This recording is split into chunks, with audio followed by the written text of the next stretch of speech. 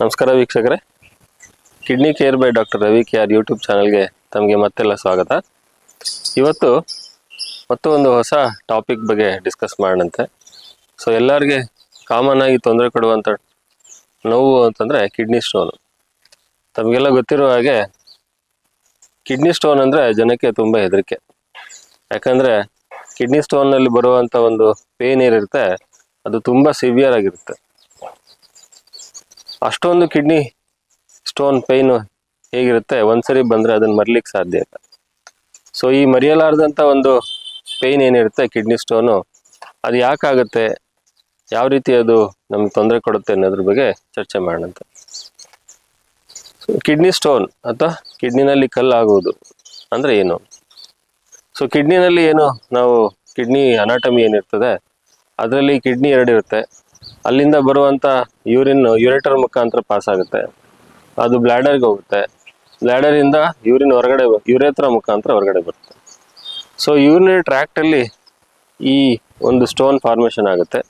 ಕಿಡ್ನಿನಲ್ಲಿ ಆಗ್ಬೋದು, ಯುರೇಟರ್ನಲ್ಲಿ ಆಗ್ಬೋದು, ಯೂರಿನರಿ ಬ್ಲ್ಯಾಡರ್ನಲ್ಲಿ ಆಗ್ಬೋದು, ಅಥವಾ ಯುರೇತ್ರದಲ್ಲಿ ಕೂಡ ಆಗ್ಬೋದು.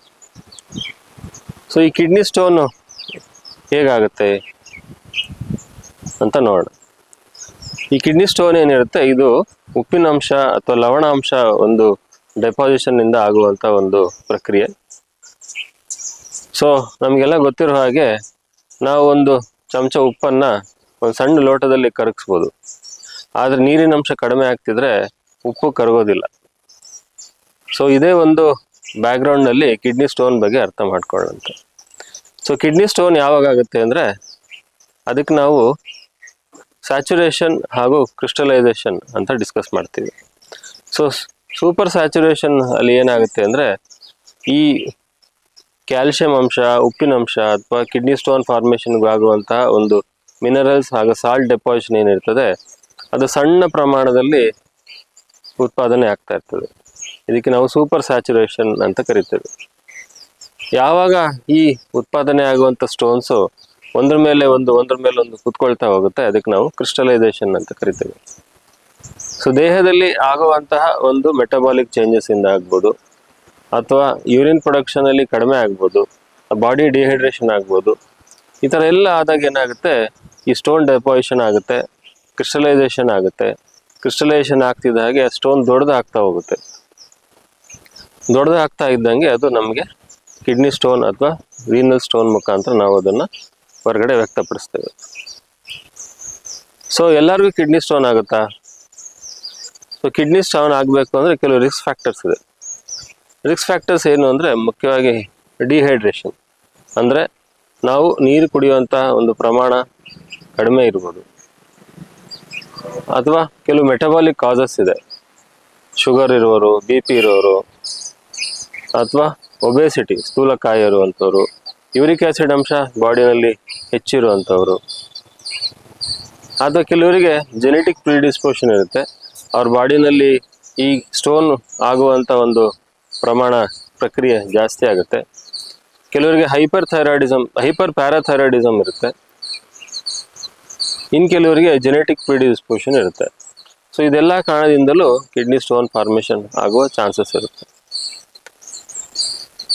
ಹಾಗೆ ನಾವು ಆಹಾರ ಕ್ರಮದಲ್ಲಿ ಅತಿ ಹೆಚ್ಚಿನ ಉಪ್ಪಿನಂಶ ಸೇವನೆ ಮಾಡೋದು, ಅತಿ ಹೆಚ್ಚಿನ ಅನಿಮಲ್ ಫ್ಯಾಟ್ ಅಂದರೆ ಮಾಂಸ ಪದಾರ್ಥ ಜಾಸ್ತಿ ಯುಟಿಲೈಸ್ ಮಾಡುವಂಥದ್ದು, ಹೆಚ್ಚಿನ ಉಪ್ಪಿನಂಶ ಸೇವನೆ ಮಾಡುವಂಥದ್ದು, ಇದೆಲ್ಲದರಿಂದ ಕಿಡ್ನಿ ಸ್ಟೋನ್ ಫಾರ್ಮೇಷನ್ ಜಾಸ್ತಿ ಆಗುತ್ತೆ.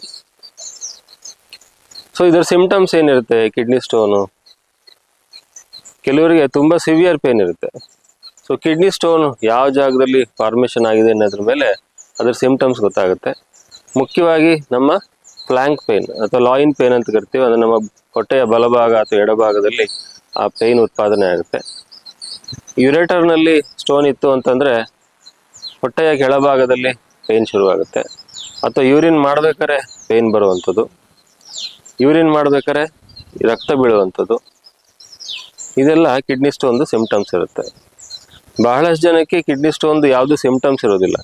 ಸ್ಕ್ಯಾನ್ ಮಾಡಿದಾಗ, ಅಲ್ಟ್ರಾಸೌಂಡ್ ಮಾಡಿದಾಗ, ಎಕ್ಸ್ರೇ ಮಾಡಿದಾಗ ಅಥವಾ CT ಸ್ಕ್ಯಾನ್ ಮಾಡಿದಾಗ ಕೆಲವರಿಗೆ ಇನ್ಸಿಡೆಂಟಲ್ ಫೈಂಡಿಂಗ್ ಕೂಡ ಇರುತ್ತೆ. ಬಹಳಷ್ಟು ಜನಕ್ಕೆ ಕಿಡ್ನಿ ಸ್ಟೋನ್ ಆದಾಗ ಏನು ಸಿಂಪ್ಟಮ್ಸ್ ಇಲ್ಲದಲ್ಲೇ ಕೂಡ ಇರ್ಬೋದು, ಸ್ಕ್ಯಾನಿಂಗ್ ಮಾಡಿದಾಗ ಮಾತ್ರ ಗೊತ್ತಾಗ್ತಾ ಇರ್ತದೆ. ಸೊ ಈ ಕಿಡ್ನಿ ಸ್ಟೋನ್ ಕನ್ಫರ್ಮೇಷನ್ ಮಾಡಬೇಕು ಅಂತಂದರೆ ಒಂದು ಅಲ್ಟ್ರಾಸೌಂಡ್ ಮಾಡ್ಬೋದು, ಎಕ್ಸ್ರೇ ಮಾಡ್ಬೋದು, ಅಥವಾ ಇನ್ನೂ ಸರಿಯಾಗಿ ಕಾಣಿಸ್ತಾ ಇಲ್ಲ ಅಂದರೆ CT ಸ್ಕ್ಯಾನ್ ಕೂಡ ಮಾಡಿ ನೋಡ್ಬೋದು. ಸೊ ಏನು ಮಾಡ್ಬೋದು ಕಿಡ್ನಿ ಸ್ಟೋನ್ ಆಯಿತು ಅಂತಂದರೆ? ಸೊ ಮುಖ್ಯವಾಗಿ ಒಂದ್ಸರಿ ಕಿಡ್ನಿ ಸ್ಟೋನ್ ಆಯಿತು ಅಂತಂದರೆ ಅವರಿಗೆ ಲೈಫ್ನಲ್ಲಿ ಮತ್ತೆ ಮತ್ತೆ ಕಿಡ್ನಿ ಸ್ಟೋನ್ ಆಗುವಂಥ ಒಂದು ಚಾನ್ಸಸ್ ಇರುತ್ತೆ. ಸೊ ಕಿಡ್ನಿ ಸ್ಟೋನ್ ಆದಾಗ ನಿಮಗೆ ಯಾವ ರಿಸ್ಕ್ ಫ್ಯಾಕ್ಟರ್ಸ್ ಇದೆ ಅನ್ನೋದನ್ನು ನೀವು ನಿಮ್ಮ ವೈದ್ಯರೊಂದಿಗೆ ಚರ್ಚೆ ಮಾಡಿ ಅದನ್ನು ತಿಳ್ಕೊಳ್ಳಿ. ಸೊ ಕಿಡ್ನಿ ಸ್ಟೋನ್ ಆಯಿತು ಅಂತಂದರೆ ಒಬೆಸಿಟಿಯಿಂದ ಆಗಿದೆಯಾ ಅಂದರೆ ತೂಕ ಕಡಿಮೆ ಮಾಡ್ಕೊಳ್ಳಿ, ಶುಗರ್ BP ಕಂಟ್ರೋಲ್ ಇಲ್ವಾ ಶುಗರ್ ಕಂಟ್ರೋಲ್ ಮಾಡ್ಕೊಳ್ಳಿ, ಅಥವಾ ಬೇರೆ ರೀತಿ ಯೂರಿಕ್ ಆ್ಯಸಿಡ್ ಸಮಸ್ಯೆ ಇದ್ದರೆ, ಹೈಪರ್ ಪ್ಯಾರಾಥೈರಾಯ್ಡಿಸಮ್ ಸಮಸ್ಯೆ ಇದ್ದರೆ ಅದಕ್ಕೆ ಸೂಕ್ತವಾದ ಚಿಕಿತ್ಸೆಯನ್ನು ತಗೊಳ್ಳೋದ್ರಿಂದ ಕಿಡ್ನಿ ಸ್ಟೋನ್ಗೆ ಒಂದು ಉತ್ತಮ ಟ್ರೀಟ್ಮೆಂಟ್ ಆಗುತ್ತೆ. ಸೊ ಕಿಡ್ನಿ ಸ್ಟೋನ್ಸ್ ಎಲ್ಲ ಒಂದೇ ಥರ ಇದೆಯಾ? ಈ ಕಿಡ್ನಿ ಸ್ಟೋನ್ಸ್ 4 ಬೇರೆ ಬೇರೆ ರೀತಿ ಇರ್ತವೆ. ಮುಖ್ಯವಾದ ಕಿಡ್ನಿ ಸ್ಟೋನ್ಸ್ ಅಂದರೆ ಕ್ಯಾಲ್ಶಿಯಂ ಆಕ್ಸಲೇಟ್ ಸ್ಟೋನ್ಸ್ ಹಾಗೂ ಕ್ಯಾಲ್ಶಿಯಂ ಫಾಸ್ಫೇಟ್ ಸ್ಟೋನ್ಸ್. ಈ 75 to 80% ನಮ್ಮ ಬಾಡಿಯಲ್ಲಿ ಏನು ಕಿಡ್ನಿ ಸ್ಟೋನ್ ಫಾರ್ಮೇಷನ್ ಆಗುತ್ತೆ ಅದು ಕಿಡ್ನಿ ಕ್ಯಾಲ್ಶಿಯಂ ಫಾಸ್ಫೇಟ್ ಅಥವಾ ಕ್ಯಾಲ್ಶಿಯಂ ಆಕ್ಸಲೇಟ್ ಸ್ಟೋನ್ಸ್ ಆಗಿರುತ್ತೆ. ಎರಡನೇ ವೆರೈಟಿ ಅಂತಂದರೆ ಯೂರಿಕ್ ಆ್ಯಸಿಡ್ ಸ್ಟೋನ್ಸ್. ಯಾರಿಗೆ ಬಾಡಿನಲ್ಲಿ ಯೂರಿಕ್ ಆ್ಯಸಿಡ್ ಅಂಶ ಜಾಸ್ತಿ ಇರುತ್ತೆ ಅವರಿಗೆ uric acid stone formation common ಆಗಿ ನೋಡ್ತೇವೆ. ಯಾರಿಗೆ ಕಿಡ್ನಿಲಿ ಪದೇ ಪದೇ ಇನ್ಫೆಕ್ಷನ್ ಆಗ್ತಾ ಇರ್ತದೆ ಅವರಿಗೆ ನಾವು ಸ್ಟುವೈಟ್ ಸ್ಟೋನ್ಸ್ ಅಂತ ಕರಿತೀವಿ ಅಥವಾ ಟ್ರಿಪಲ್ ಫಾಸ್ಫೇಟ್ ಸ್ಟೋನ್ಸ್ ಅಂತ ಕರಿತೀವಿ. ಕಿಡ್ನಿನಲ್ಲಿ ಉಂಟಾಗುವಂಥ ಒಂದು ಇನ್ಫೆಕ್ಷನಿಂದ ಬ್ಯಾಕ್ಟೀರಿಯಲ್ ಆರ್ಗ್ಯಾನಿಸಮ್ಸ್ ಇರುತ್ತೆ, ಅದು ಯೂರಿಯಸ್ ಪ್ರೊಡಕ್ಷನ್ನ ಮಾಡಿ ಈ ಟ್ರಿಪಲ್ ಫಾಸ್ಫೇಟ್ ಸ್ಟೋನ್ಸ್ನ ಪ್ರೊಡಕ್ಷನ್ ಮಾಡುತ್ತೆ. ಇನ್ನೊಂದು ವೆರಿ ರೇರ್ ವೆರೈಟಿ ಅಂದರೆ ಸಿಸ್ಟೀನ್ ಸ್ಟೋನ್ಸ್. ಸೊ ಕಿಡ್ನಿ ಸ್ಟೋನ್ಸ್ನಲ್ಲೂ ಈ 4 ವೆರೈಟಿಗಳನ್ನ ನೋಡ್ತೀವಿ ನಾವು. ಈ ಸ್ಟೋನ್ ಅನಾಲಿಸಿಸ್ ಅಥವಾ ನಿಮ್ಮಲ್ಲಿ ಉಂಟಾಗುವಂಥ ನೀವು ಆ ಸ್ಟೋನ್ನ ನೀವೇನಾದ್ರು ತಗೊಂಡು ಅದನ್ನು ಅನಾಲಿಸಿಸ್ ಮಾಡಿದಾಗ ನಿಮಗೆ ಯಾವ ಸ್ಟೋನ್ ಇದೆ, ಯಾವ ವೆರೈಟಿ ಆಫ್ ಸ್ಟೋನ್ ಇದೆ ಅನ್ನೋದನ್ನು ನೀವು ಖಚಿತಪಡಿಸ್ಕೊಳ್ಬೋದು. ಇದಕ್ಕೆ ನಾವು ಕಿಡ್ನಿ ಸ್ಟೋನ್ ಅನಾಲಿಸಿಸ್ ಅಂತ ಕರಿತೇವೆ. ಸೊ ಈ ಕಿಡ್ನಿ ಸ್ಟೋನ್ನ ನಾವು ಹೇಗೆ ತಡೆಗಟ್ಬೋದು ಅನ್ನೋದ್ರ ಬಗ್ಗೆ ನೋಡೋಣ ಅಂತ. ಸೊ ನಮಗೆಲ್ಲ ಗೊತ್ತಿರೋ ಹಾಗೆ ಕಿಡ್ನಿ ಸ್ಟೋನ್ ಅಂತಂದರೆ ನಾವು ಫಸ್ಟು ಹೇಳೋದು ಚೆನ್ನಾಗಿ ನೀರು ಕುಡೀರಿ ಅಂತ ಹೇಳ್ತೀವಿ. ಸೊ ಎಷ್ಟು ಕುಡಿಬೇಕು? ಕನಿಷ್ಠ 8 ಗ್ಲಾಸ್ ಅಥವಾ 2 ಲೀಟ್ರ್ ನೀರು ಕುಡಿಬೇಕಾಗುತ್ತೆ. ಸೊ 2 ಲೀಟ್ರ್ ಸಾಕಾಗುತ್ತಾ ಅಂತ ನೋಡೋಣ. ಸೊ ಅದನ್ನು ನಾವು ಸಾಕಾಗುತ್ತಾ ಅಂತ ನೋಡಬೇಕು ಅಂದರೆ ನೀವು ಯೂರಿನ್ ಪಾಸ್ ಮಾಡ್ತಿರಲ್ಲ ಅದ್ರ ಕಲರ್ನ ನೋಡ್ತಾ ಇರಬೇಕು. ಸಾಮಾನ್ಯವಾಗಿ ಯೂರಿನ್ ಕಲರ್ ಲೈಟ್ ಯೆಲ್ಲೋ ಇರುತ್ತೆ. So light yellow colour urine pass ಮಾಡ್ತಾ ಇದ್ದೀರಾ ಅಂದರೆ ನಿಮಗೆ ನಿಮ್ಮ ಹೈಡ್ರೇಷನ್ ಲೆವೆಲ್ ಚೆನ್ನಾಗಿದೆ ಅಂತ. ಆದರೆ ನೀವು ಯೂರಿನ್ ಪಾಸ್ ಮಾಡೋ ಕಲರು ಸ್ವಲ್ಪ ಡಾರ್ಕ್ ಆಯಿತು, ತುಂಬ ಡಾರ್ಕ್ ಆಯಿತು ಅಂದರೆ ನೀವು ನಿಮ್ಮ ಬಾಡಿಗೆ ನೀರು ಸಾಕಾಗ್ತಾ ಇಲ್ಲ. ಆವಾಗ ಇನ್ನೂ ಹೆಚ್ಚಿನ ಪ್ರಮಾಣದಾಗ ನೀರು ಸೇವನೆ ಮಾಡೋದ್ರಿಂದ ಕಿಡ್ನಿ ಸ್ಟೋನ್ನಿಂದ ನೀವು ಅವಾಯ್ಡ್ ಮಾಡ್ಕೊಳ್ಬೋದು. ಹಾಗೆ ಅನಿಮಲ್ ಪ್ರೋಟೀನ್ ಅಂದರೆ ರೆಡ್ ಮೀಟ್ ಆಗಿರ್ಬೋದು ಅಥವಾ ಮಾಂಸ ಆಗಿರ್ಬೋದು, ಇದನ್ನು ನೀವು ಕಡಿಮೆ ಮಾಡೋದ್ರಿಂದ ಅಥವಾ ಅವಾಯ್ಡ್ ಮಾಡೋದ್ರಿಂದ ಕಿಡ್ನಿ ಸ್ಟೋನ್ ಫಾರ್ಮೇಷನ್ನಿಂದ ನೀವು ಕಾಪಾಡ್ಕೊಳ್ಬೋದು. ಹಾಗೆ ಉಪ್ಪಿನಂಶ ಸೇವನೆ ಮೇಲೆ ತುಂಬ ನಿಗಾ ಇಡಬೇಕಾಗುತ್ತೆ. ತಮಗೆಲ್ಲ ಗೊತ್ತಿರುವ ಹಾಗೆ ಹೆಚ್ಚಿನ ಸಾಲ್ಟ್ ಇಂಟೇಕು ಕೂಡ ಕಿಡ್ನಿ ಸ್ಟೋನ್ ಫಾರ್ಮೇಷನ್ಗೆ ಒಂದು ಮೇನ್ ರೀಸನ್. ಸೊ ಆಹಾರದಲ್ಲಿ ನಾವು ಉಪ್ಪಿನಂಶ ಕಡಿಮೆ ಸೇವನೆ ಮಾಡಬೇಕು. ಸೊ ನಾವೇನು ಆಹಾರ ಊಟ ಮಾಡ್ತೀವಿ ಅದರಲ್ಲಿ ಫಾಸ್ಟ್ ಫುಡ್ ಆಗಿರ್ಬೋದು ಅಥವಾ ಪ್ಯಾಕ್ಡ್ ಐಟಮ್ಸ್ ಇರ್ಬೋದು ಅಥವಾ ಬೇಕರಿ ಐಟಮ್ಸ್ ಯಾವುದರಲ್ಲಿ ಸಾಲ್ಟ್ನ ಅಂಶ ಜಾಸ್ತಿ ಇರುತ್ತೆ ಅದನ್ನು ಅವಾಯ್ಡ್ ಮಾಡೋದ್ರಿಂದ ಕಿಡ್ನಿ ಸ್ಟೋನ್ ಫಾರ್ಮೇಷನ್ ಆಗೋ ಚಾನ್ಸಸ್ಸು ತುಂಬ ಕಡಿಮೆ ಇರುತ್ತೆ. ಹಾಗೆ ಕೆಲವು ನಟ್ಸ್ ಅಂತಂದರೆ ಈ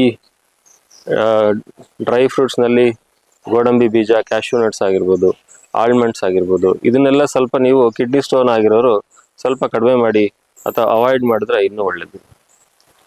ಹಾಗೆ ನಿಮ್ಮ ತೂಕ ಜಾಸ್ತಿ ಇತ್ತು, ಒಬೆಸಿಟಿನಲ್ಲಿದ್ದೀರಾ ಅಂತಂದರೆ ಎಕ್ಸಸೈಸ್ ಮಾಡೋದ್ರಿಂದ ನಿಮ್ಮ ಒಂದು ನ್ಯೂಟ್ರಿಷನಿಸ್ಟ್ನ ಕನ್ಸಲ್ಟ್ ಮಾಡಿ ವೆಯ್ಟ್ ರಿಡಕ್ಷನ್ ಮಾಡೋದ್ರಿಂದ ಕಿಡ್ನಿ ಸ್ಟೋನ್ ಫಾರ್ಮೇಷನ್ನು ಕೂಡ ಅವಾಯ್ಡ್ ಆಗುತ್ತೆ.